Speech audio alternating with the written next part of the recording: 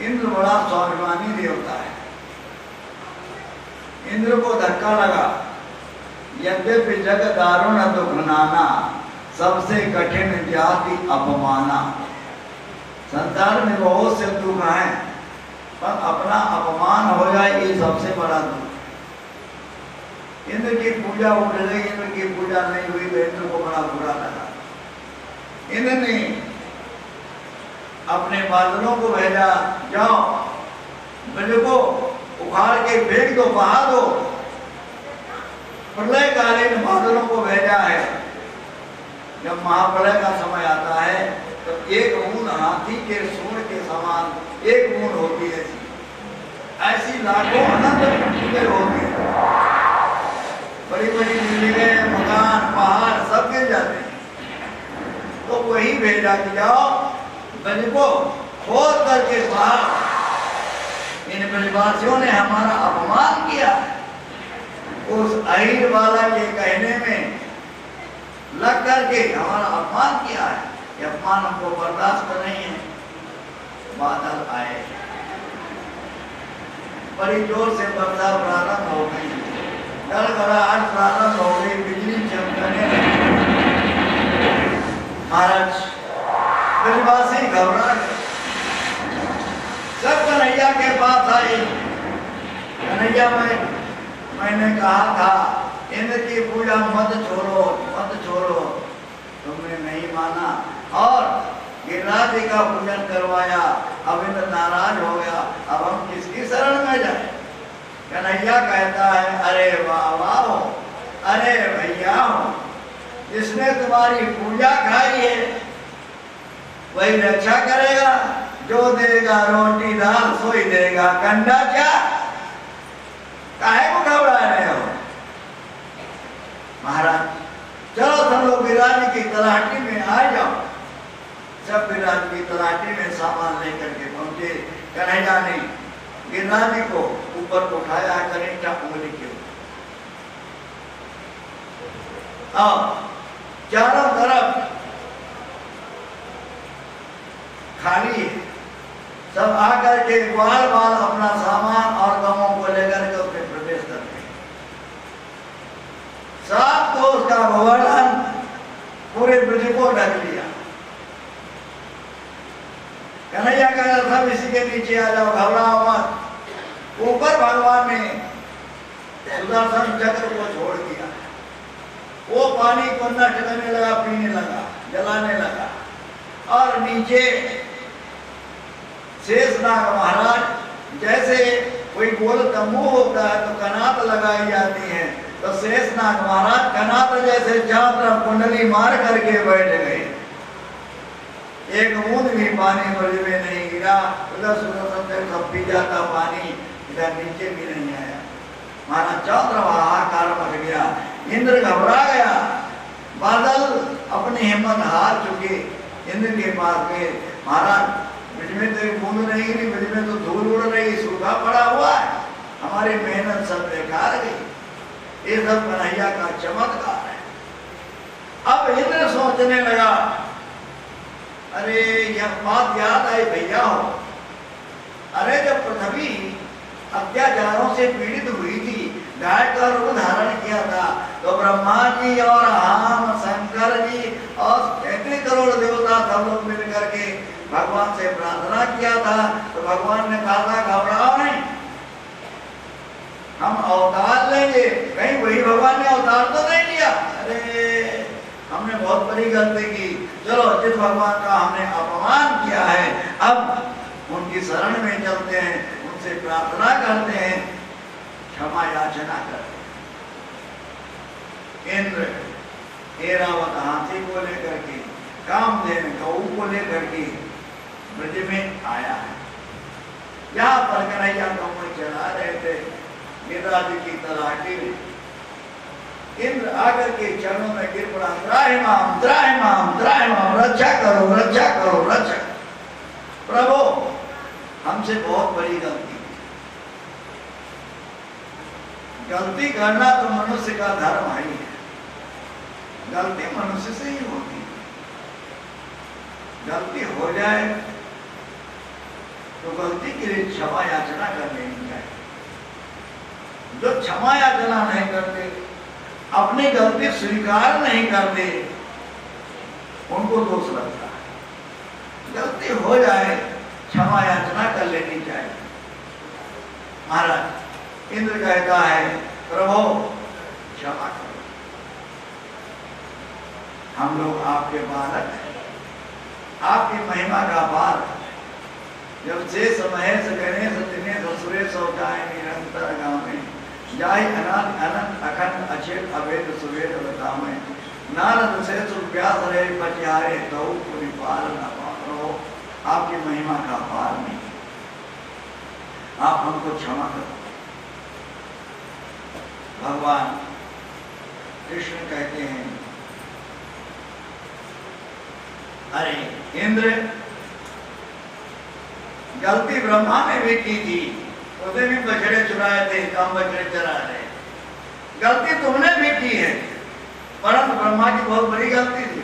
उन्होंने हम सबका बिछोह कराया, ग्वाल वालों को अलग कर दिया, बछड़ों को अलग कर दिया, हमको अलग कर दिया। परंतु अरे भैया इंद्र, तुमने तो बहुत अच्छा किया, हमारे पूरे ब्रजवासियों को हमसे जोड़ दिया। हम सब लोग 7 दिनों तक एक अंग 7 अंग संग रहे, लगा करके छोटे बच्चे से गोदी के और बूढ़े तक, बाबा परबाबा तक और गौएं और ग्वाल सभी हम लोग मिल करके एक साथ 7 दिन तक रहे। ये कितना बड़ा सौभाग्य! ये तो तुमने हम लोगों को बहुत सुंदर सौभाग्य दिलाया। भगवान बड़े खुश हुए। इंद्र, गलती हुई कोई बात नहीं। इंद्र ने क्या किया है, कामधेनु गाय से, चारों धनों से दूध निकला है, स्नान करवाया है भगवान श्याम सुंदर प्राणिया को, और आकाश गंगा से शुद्धिकरण किया है। इस प्रकार से जहां पर ठाकुर जी को स्नान कराया है,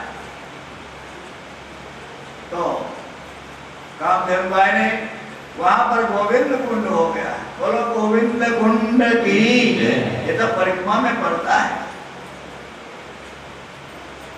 जहां पर इंद्र प्रकट हुआ है वो भी जगह है, रावण हाथी वगैरह सब है वहां। तो इस प्रकार से इंद्र ने क्षमा मांगी, कहा जाओ गिरिराज की परिक्रमा कर लो। गिरिराज की परिक्रमा किया है, पूजन किया है, स्तुति किया है। इसके बाद इंद्र कामना करता, प्रभु यदि हमको संसार में जन्म मिले महाराज, तो गिरिराज की तलाशी मिले, नहीं तो गिरिराज का दर्शन होता रहे।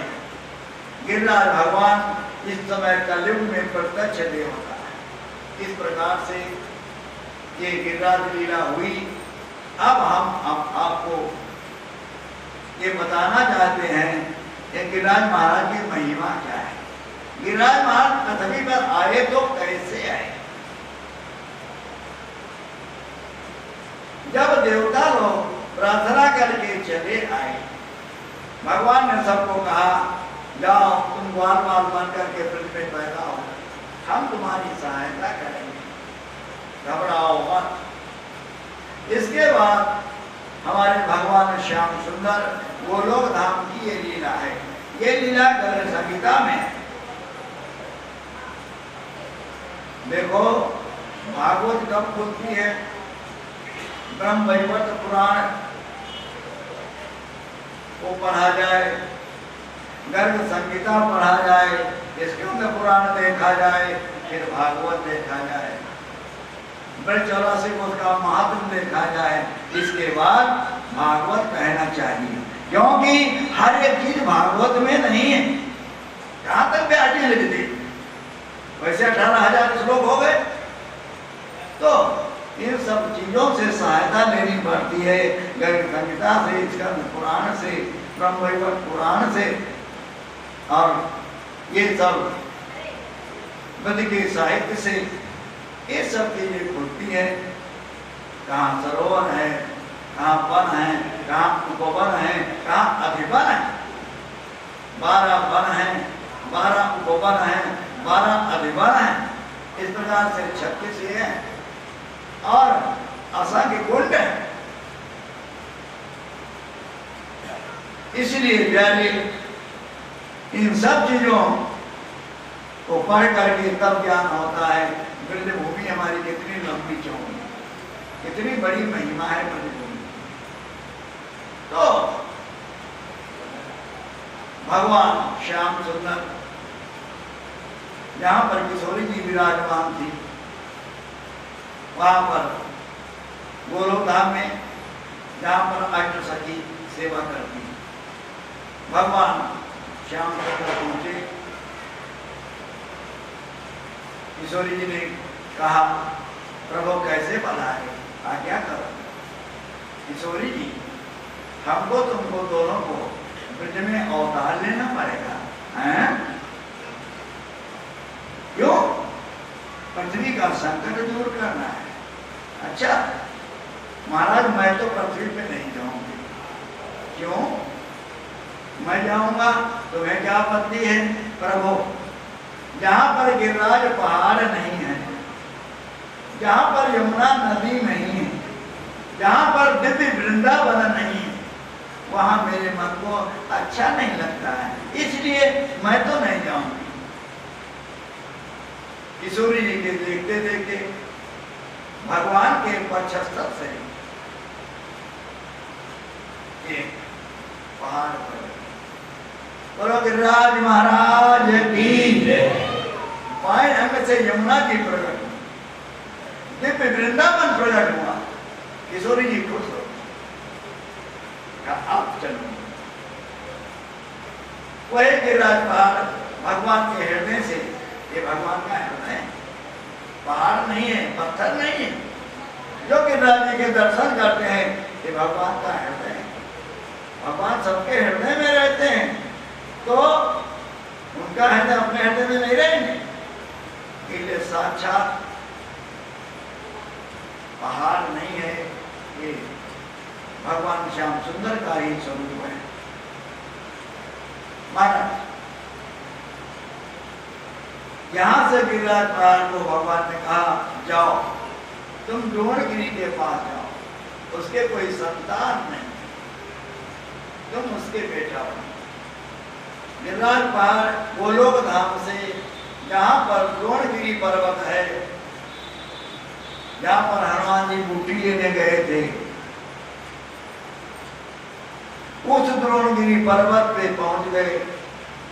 द्रोणगिरी पर्वत के पुत्र बने। खुशियां मनाई गई जब गिरिराज जी प्रकट हुए अपने माँ बाप की गोदी में। सभी पहाड़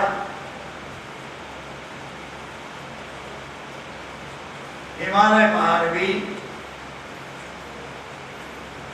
द्रोणगिरी के घर आया और बधाई दिया, आपके बुढ़ापे में तालाब। जितने पहाड़ थे विंध्याचल हिमालय सब जितने संसार में पहाड़ थे सब आकर के भेंट दी, बधाई दी। क्यों? गिरिराज भगवान का हृदय है। जब गिरिराज महाराज को प्रणाम करके गए,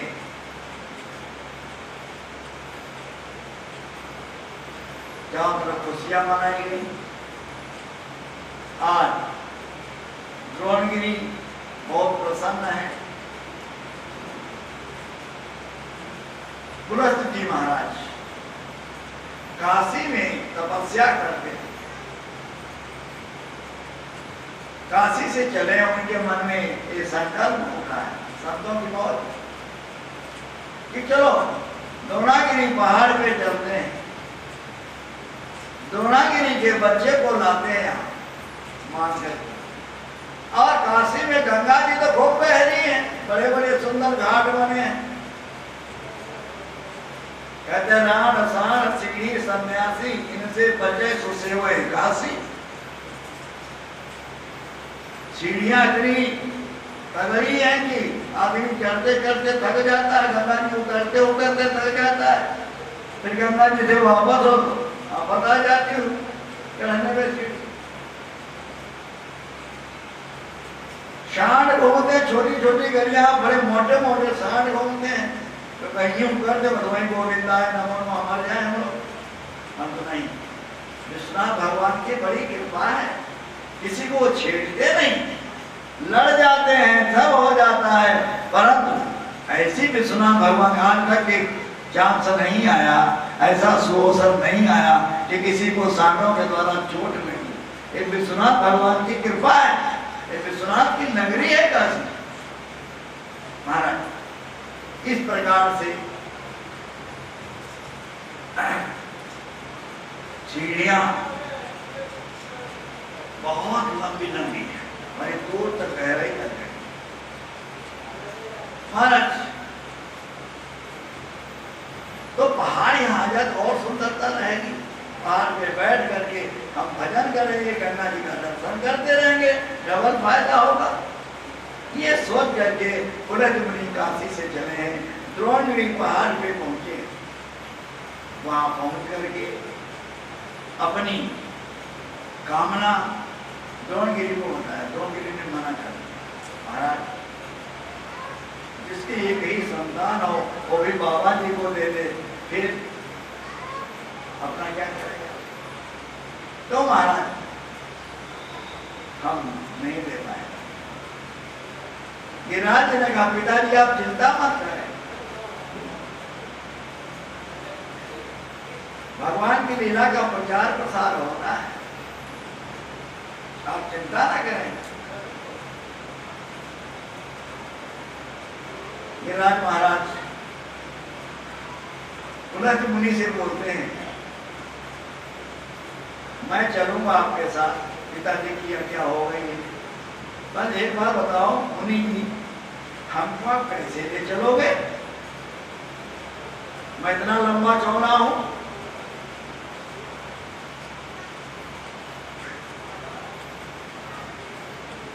पुलह मुनि इनको तपस्या का बड़ा अहंकार है, अहंकार सबको आ जाता है। मदान धनियों को भी अहंकार, बड़े पैसे वाले, खुदा जब हुस्न देता है नजाकत आ ही जाती है। जिसको रूप होता है तो 12 माह सीधन रहता, हमसे सुंदर कोई है ही नहीं, उसको भी मत हो जाता है। जिसके पास बल होता है वो भी समझता है मैं दारा सिंह और गामा से कम नहीं, मैं क्यों डरूं, उसको भी अहंकार हो ही जाता है। प्यारे श्याम था तो पुलह मुनि को भी जो ज्यादा माला फेर लेता उसको भी घमंड हो जाता, हम ज्यादा माला फेरते तो सोता रहता। मुश्किल है प्यारे संसार में अभिमान रहना, भगवान की बड़ी कृपा हो तभी हो पाता है। हम तुच्छ लोगों को अहंकार आ जाता है और क्या। महाराज पुलह मुनि को ये तपस्या का गर्व है, मैं तपस्वी हूं, क्या समझ रखा है, तुमको हाथ पे लेके चलूंगा, जैसे बच्चे छाता लेकर के चलते हैं, छतौना लेकर के चलते हैं, ऐसे तुमको लेके चलूंगा। पुलह मुनि ने सोचा कि दुनिया को अपना प्रभाव दिखाऊंगा, मैं कितना बड़ा तपस्वी। धन मत कुल मत राज मत विद्या मत से हद, सबय मत जब रद्द हो तब उठे मत अनहद। जब तक अनहद नहीं उठता है तब तक ये मत अपना अहंकार दिखाते रहते हैं, अनाहत से बढ़कर के कुछ नहीं। इसीलिए तुलसीदास जी कहते हैं असयाभिमान जाहि जानि भोरे, असयाभिमान जाहि जानि भोरे, मैं सेवक रघुपति पति मोरे, मैं सेवक रघुपति पति मोरे। हमारे संत कहते हैं ये अहंकार तो होना चाहिए कि मैं भगवान का हूँ और भगवान मेरे।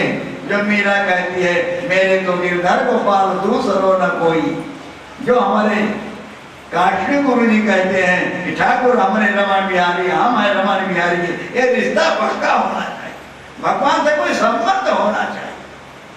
हम भगवान के हैं, भगवान हमारे हैं, मैं हूँ श्री भगवान का, मेरे श्री भगवान अनुभव ये करते रहो तब ममता अभिमान, ये हर समय अनुभव करो मैं भगवान का बच्चा, मैं भगवान का हूँ। क्यों? इसीलिए गोत्र लिख बताए जाते थे, फला किस गोत्र जो फला गोत्र लिया था, हम फलाने गोत्र फलाने ऋषि की संतान है, हम फलाने गोत्र से पैदा है, ये जिससे अपने गोत्र का ध्यान रहे, अपने ऋषि का ध्यान रहे, इसीलिए गोत्र बनाए गए। तो महाराज अब ऋषि कहते हैं मैं तपस्वी हूँ, ऐसा वैसा आदमी थोड़ा हूँ, हाथ पे लेके चलो। ठीक है महाराज, परंतु एक शर्त है, आपको मंजूर हो तो कहूँ? हाँ बोलो। हमारी शर्त यह है गुरुदेव, जब आप हमको हाथ पे लेके चलेंगे, कहीं यदि रास्ते में हमको रख दिए तो मैं वहां से हटूंगा नहीं, वहीं रह जाऊंगा। ये सब तुमको मौजूद मंजूर हो ले चलो।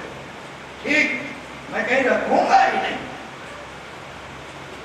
महाराज भगवान किसी का अहंकार संसार में रखता है, चाहे साधु हो, चाहे संत हो, राजा हो, चाहे रंग हो, किसी का अहंकार नहीं रहा।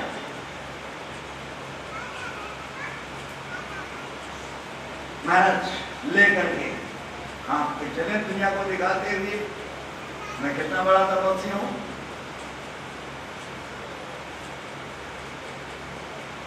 लेकर के चले, जब ब्रजभूमि में गिरिराज की पुलस्त्य मुनि पहुंचे,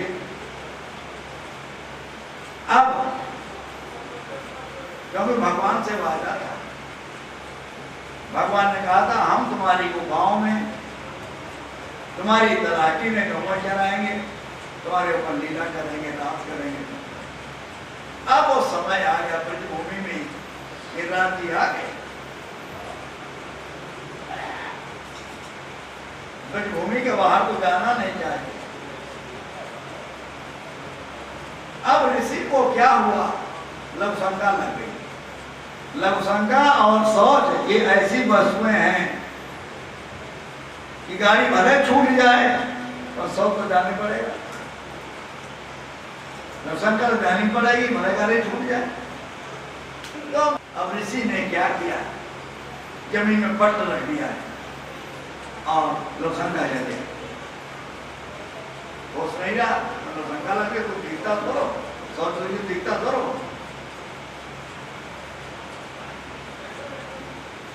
लौट करके आए, कुल्ला किया, हाथ पांव धोए, आजा बेटा आजा।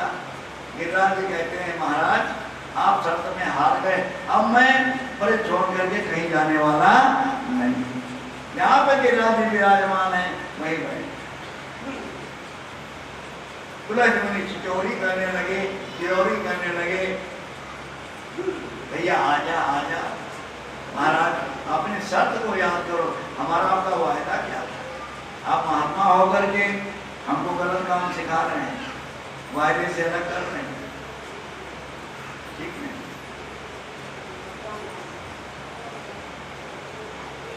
पुलस्त्य मुनि रोने लगे, हाँ मेरी मनोकामना अधूरी रही। कहा कुछ भी हो, कहा गोवर्धन एक बात मेरी सुन ले, मेरी इच्छा नहीं पूरी हुई, मेरी इच्छा अधूरी रह गई, मनोकामना अधूरी रह गई। मैं तेरे को शाप देता हूं, एक एक तिल रोज घटेगा, और जिस दिन तो बिल्कुल संसार से शून्य हो जाएगा, संसार से हट जाएगा, उस दिन घोर कलयुग आ जाएगा। हम लोग यार भाग्यशाली, जब तक गिरिराज जी का दर्शन हो रहा है तब तक कलयुग तुम्हारा कुछ नहीं बिगाड़ सकता है। साल में एक बार, महीने में एक बार, जैसा जिसको सावकाश हो, गिरिराज जी की तलहटी में जाओ, गिरिराज जी को प्रणाम करो, दर्शन करो, हो सके तो परिक्रमा करो, ये तुम्हारा सौभाग्य है कि गिरिराज जी दर्शन दे रहे हैं, तुम्हारे पाप ताप संताप सब नष्ट हो जाएंगे, गारंटी के साथ। विश्वास करो, बिना विश्वास के नहीं, बिन विश्वास भगत नहीं, ते बिन प्रबंध राम, राम कृपा बिन सपने जीवन लय विश्राम। विश्वास करो, जिनको विश्वास है गिरिराज जी पे विश्वास करें, गिरिराज जी की परिक्रमा करें, दंडौती करें, दर्शन करें, दूध चढ़ाएं, किसी में कल्याण है। जब तक गिरिराज जी मौजूद है इस पृथ्वी पर, तब तक आशीर्वाद प्राप्त है कि कलिकाल तुम्हारा कुछ भी बाल बांका भी नहीं कर सकता है, ये आशीर्वाद प्राप्त। इसमें विश्वास करो, अपने कर्तव्य का पालन करो, कुकर्म मत करो, सत्कर्मों का पालन करो, सतमार्ग पे चलो, गिरिराज जी का पूजन करो, गिरिराज जी को हृदय में विराजमान करो, तुम्हारा कल्याण होगा। उधर राधा कुंड की तरफ देखो, गिरिराज जी बिल्कुल जमीन में, वहां गिरिराज जी दिखते नहीं, वहां से गायब हो गए। जब ऐसी स्थिति आ जाएगी तब घोर कलयुग आ जाएगा। वो स्थिति कब आएगी? अभी नहीं, बहुत समय लगेगा। अभी तो हम लोग सकल में पढ़ते हैं कलयुगे कलि प्रथम चरण में, कलयुग का प्रथम चरण है। जब द्वितीय चरण कलयुग का होगा, 4 चरण होते हैं सब में, प्रथम द्वितीय तृतीय चतुर्थ। तो अभी तो कलयुग सकल में हमारे पंडित जी बोलते हैं कलयुगे कलि प्रथम चरण है, कलयुग का प्रथम चरण है। जब द्वितीय चरण आएगा तब कहीं जवान होगा कलयुग, तब उपद्रव करेगा। उस समय प्रमाण शास्त्रों में दिया हुआ है, उद्धव कलयुग भगवान ने स्वयं कहा। हमारे आचार्य ने गोपाल विलास में लिखा है, जिसको विश्वास न हो तो कलयुग के लक्षण है पढ़ ले। उद्धव से भगवान कृष्ण कहते हैं, उद्धव कलयुग घोर में अल्प आयु नर नार, 5 वर्ष की कन्या उत्पन्न करी कुमार।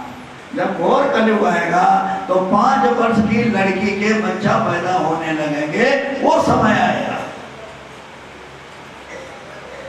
अभी बहुत दूर,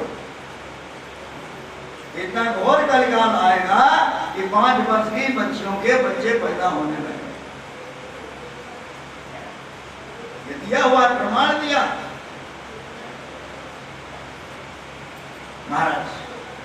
इतना कहिए पुलिस मुनि तो चले गए, गिरिराज जी वहीं रहे। ये महिमा कैसे पता चला गिरिराज जी हैं? एक दिन की बात है,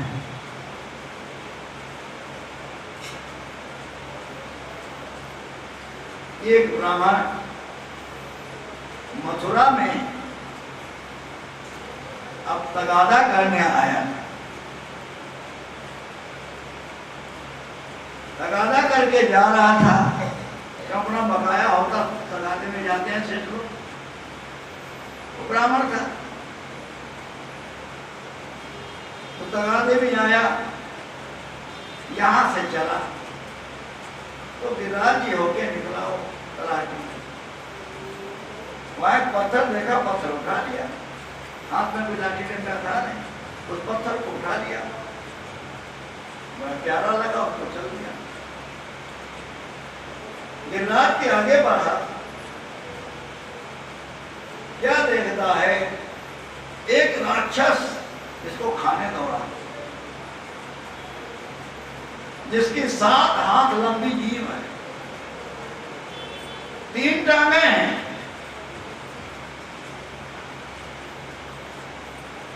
बड़ा भयावना है।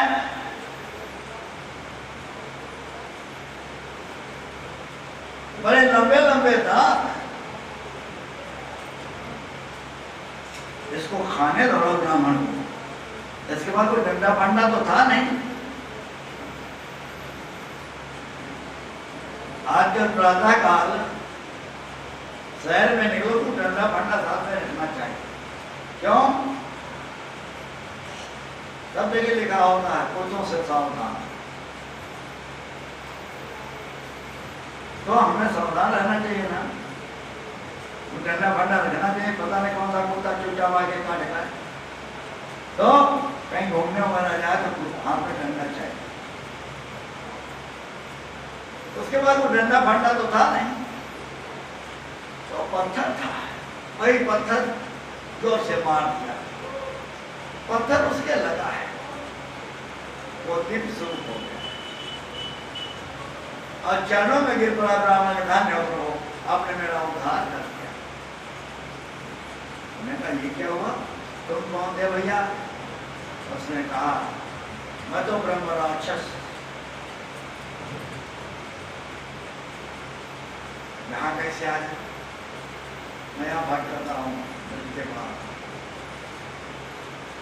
आपने ये जो पत्थर मारा, ये दिव्य पत्थर, ये उसकी तरह मार है।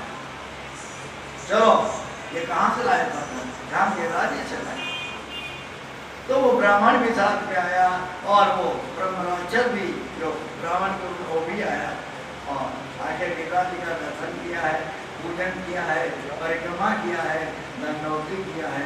फिर वहाँ से पता चला ये गिरिराज जी महाराज, बोलो गिरिराज जी महाराज की।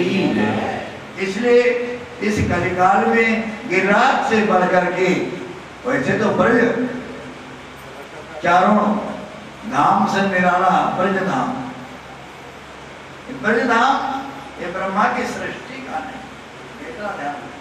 ब्रह्मा ने ब्रज को नहीं बसाया, ब्रज की भूमि ये 84 को जो हम परिक्रमा करते हैं, ब्रज की 84 को उसकी भूमि भगवान कृष्ण ने कृपा करके गोलोक धाम से भेजी है।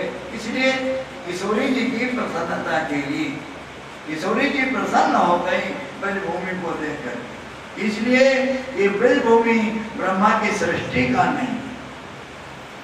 यमुना जी गोलोक धाम से आई, ब्रज भूमि गोलोक धाम से आई, गिरिराज महाराज गोलोक धाम से आए, यहाँ के सभी ग्वाल बाग गोलोक धाम से वो भूमि।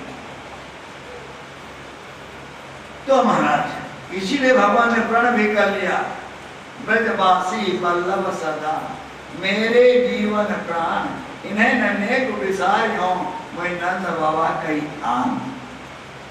ब्रजवासी हमको बड़ी प्रिय, जमुई हमको बड़ी प्रिय, तभी से भगवान ने कहा। तो महाराज ये गिरिराज की महिमा आप लोगों को बताई गई।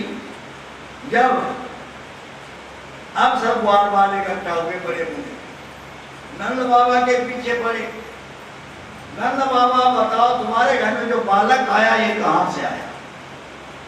दुनिया बड़ी विचित्र है महाराज, किसी को कोई छोड़ता नहीं।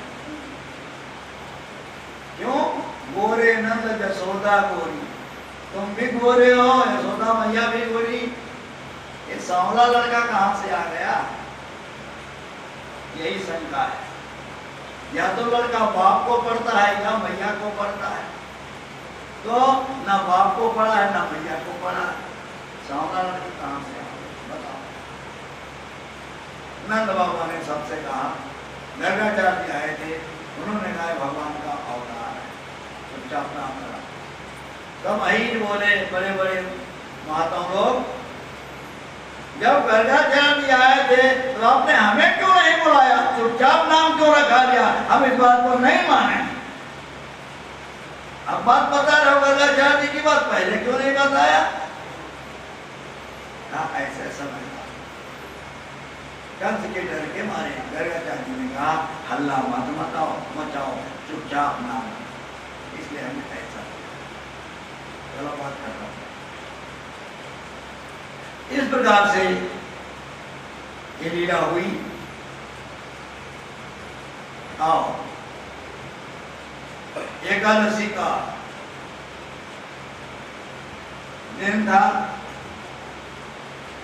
नंद बाबा आज जल्दी उठ पड़े, रात्रि में सोए, 4 बजे बाद शाम करने जाते थे, आज 2 बजे ही उठ पड़े, यमुना जी में पहुंच गए हैं।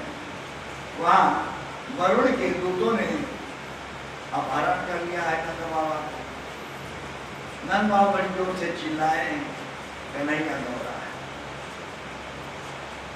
वहां पहुंच गया है परम लोग को, हमारे पिता जी को तुम लाए हो, हाँ हमारे दूध लाए, स्वागत किया है कन्हैया का, पूजा किया है, अर्चना किया है, प्रणाम किया है, क्षमा मांगी है, प्रभु आपके पिताजी हमारे यहाँ मौजूद बन गए नंद बाबा को मिलन बरम लोग से अपने पिताजी को लेकर के नंद भगवान ने गोकुल में है।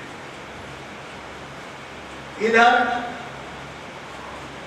गोपियों ने भी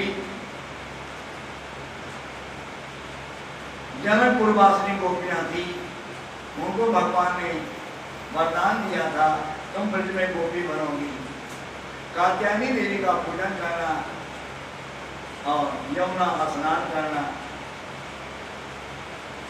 इसके द्वारा तुम्हें हमारी प्राप्ति हुई। उन लड़कियों ने क्या किया, सवेरे सब लोग एक दूसरे को बुला लेती, यमुना स्नान करती और फिर कात्यायनी देवी का पूजन करती। ये कात्यायनी देवी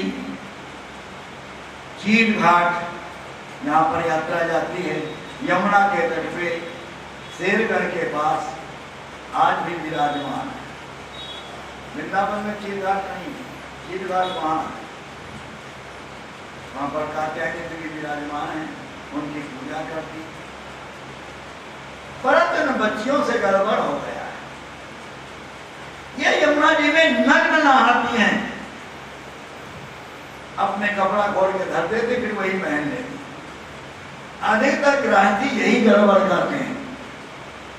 संतों की क्रिया में गृहस्थियों की क्रिया में यही अंतर है। बाबा लोग स्नान करने जाते हैं तो अपने पवित्र कपड़े अलग धर देते हैं और रात के पहने हुए कपड़े सब धोते हैं, फिर नए कपड़े धोए हुए कपड़े दूसरे दिन पहनते हैं।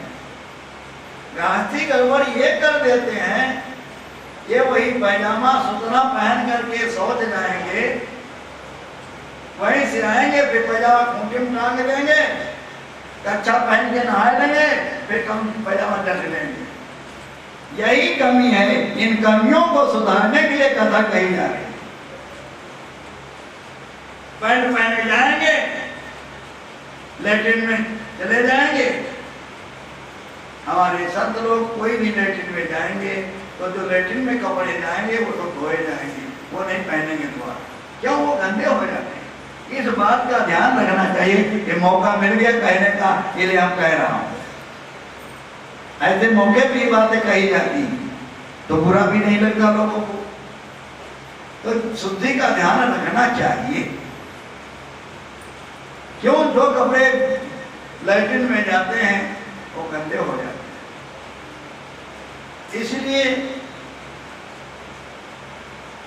हमारे यहाँ पैंट इसलिए परिचित है। पैंट पहन के भंडार क्यों नहीं जाते? यही कारण है। क्यों? अब पैंटे इतनी सख्त बन गई, बेचारे फट बैठे तो फट जाएंगी। समय के अनुसार वेशभूषा बनने लगी, उनका दोष नहीं है, वो बैठ नहीं पाते। क्यों? पैंट फट जाएगी, श्रृंगार बिगड़ जाएगा। पहले पैंट वो धोती थी, आदमी बैठ जाता था, कुर्सी भी मान लेता था, और इतने चौड़ी उसकी मोरी होती थी। पैंट हुए, बेल बॉटम हुए, अब ऐसी संघ जैसी बन गई है, बिल्कुल चिपक करके चूड़ीदार पैजामा जैसी पैंटें बन गई हैं। बेचारा एक बैठ नहीं पाया, बैठेगा तो फट जाएगा। और पहले कमर के नाप ली जाती थी, पैंट की कमर की नाभि के नीचे से नाप ली जाती, वो पैंटें बनती थी। आजकल तो ये जो हमारे कूले हैं, कूलों के बीच से नाप ली जाती है, दंडवत करो तो पीछे खुल जाता है। ये सब कमियां हैं, हंसने की बात नहीं है, ये सब आप देख लो। तो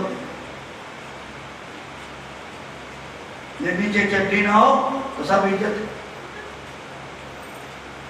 वो हो जाती है। प्यारे सावधान, ऐसा श्रृंगार किस काम का? ऐसी पोशाक किस काम की, ऐसा लटकन किस काम का कि नाक की छू जाए? जरा विचार करो। आज हम सभ्यता के चक्कर में पाश्चात्य सभ्यता के रंग में रंग रहे हैं, अपने को बड़ा महान समझ रहे हैं। अब तो शौचालयों में जैसे विदेशों में वो कपड़ा लगा होता लपटने वाला हो, वो कपड़ा नहीं कागज, उसी से पोंछ लेते हैं। अब ये हमारे हिंदुस्तान में भी लगने लगा शौचालयों में। ये सब कमियां हैं। भारत पवित्र देश है, ये हमारे भारत में लागू नहीं, परंतु आजकल बड़े घरों में इनका प्रयोग होने लगा। खाली पोंछ देने से पवित्रता नहीं हो जाए कि हम देवता का पूजन नहीं कर सकते, ये गंदी बात। इस पे विचार करो। क्या झूठ बोलना हो तो नहीं होना चाहिए। यदि में सुधार न किया गया तो भगवान तुम्हारी पूजा स्वीकार नहीं करेगा। इन सब चीजों में ये तो अंग्रेज लोग ऊपर से बड़े सुंदर होते हैं, बड़े भगवान को खाल बड़ी सुंदर थी, लाल लाल चमकते हैं, परंतु हमारे भारतीयों से सुंदर अंग्रेजी नहीं है, हमारी भारतीय महिलाओं से सुंदर अंग्रेजी नहीं है। जो सुंदरता हमारे भारत में है विदेश में कहां नहीं। खाली गुरापे गुरापा हो गया और क्या हो गया। प्यारे अपने भारतीय सभ्यता को अपनाओ। हम भारतीय, इसका हमें गर्व होना चाहिए।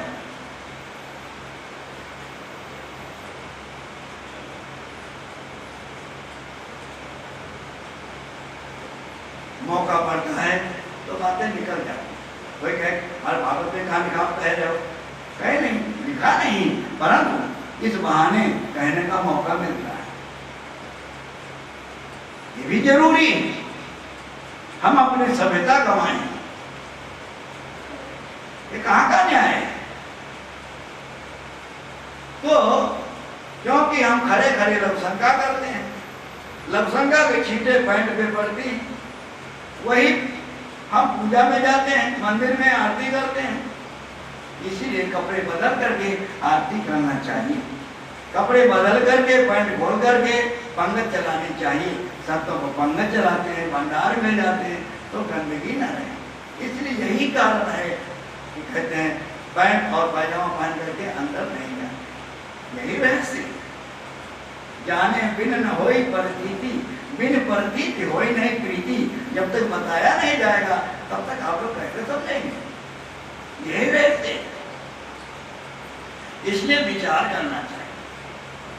पूजा के कपड़े अलग और बाहर जाने के कपड़े अलग, ये होना ही चाहिए। महाराज तो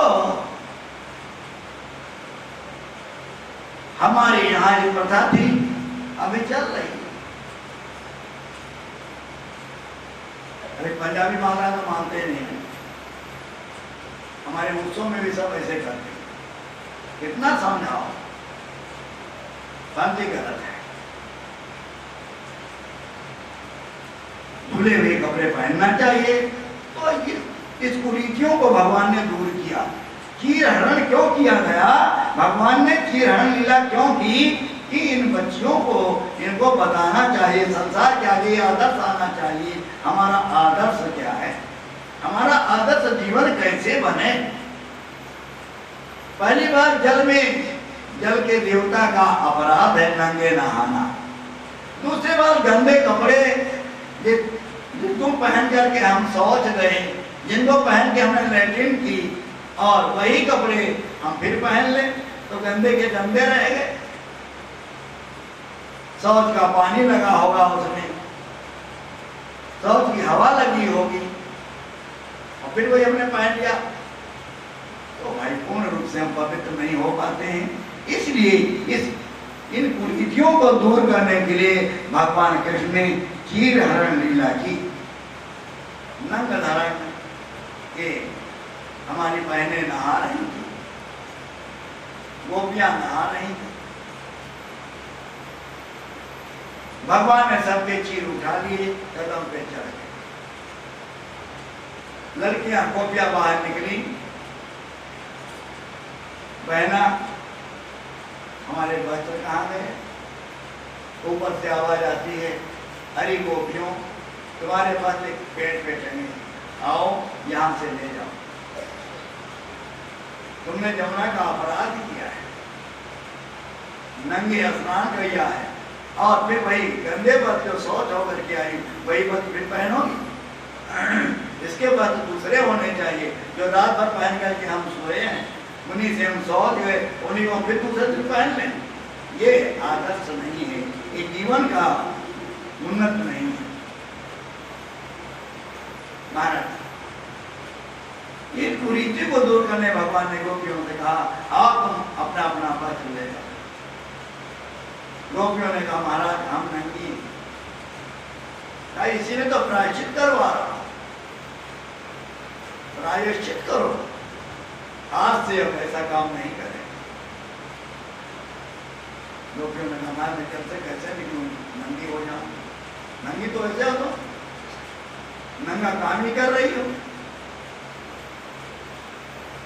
तो महाराज कृष्ण ने इन कमी को दूर करने के लिए गोपियों से कहा, तुम सब लोग बाहर आ जाओ, सूर्य नारायण से प्रार्थना करो, वो गलती होगी, अब गलती नहीं करेंगे, अब खाई सो खाई, आगे राम दो आई, अब गलती नहीं करेंगे, क्षमा याचना, भगवान क्षमा करेगा। सभी गोपिकाएं बाहर आई हैं, आज भगवान से प्रार्थना किया, प्रभु क्षमा करो, हमको पता नहीं। आज गोपाल कृष्ण ने सबको बताया, और इन्हीं की प्राप्ति के लिए हम सब कर रहे हैं।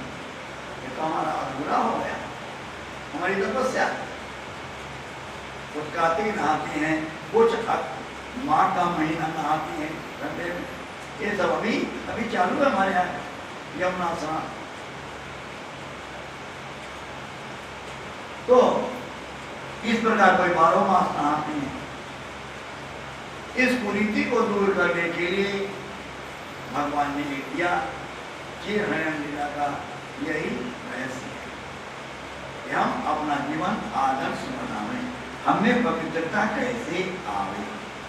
और दूसरी बात, ये आवरण माने पर्दा होता है। अब गोपियों को रासलीला में प्रवेश मिलना है, ठाकुर जी का दर्शन होना है।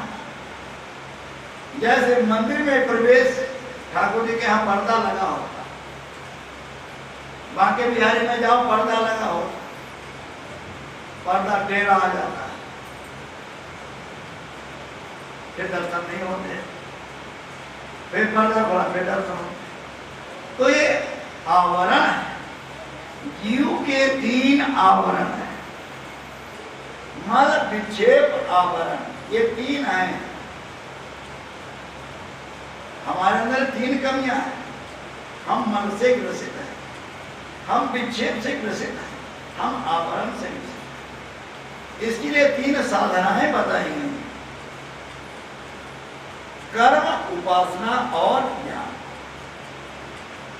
कर्म के द्वारा मल दूर किया जाता है, इसलिए सेवा बताएगी, सेवा करो, भंडार में सेवा करो, गौशाला में सेवा करो, झाड़ू लगाओ, साधु सेवा करो।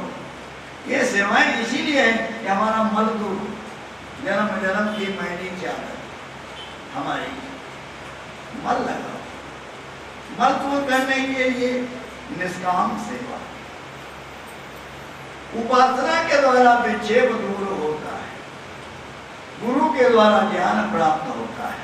मल विक्षेप आवरण, कर्म उपासना ज्ञान से ये दूर होते, ये भगवान ने बताया।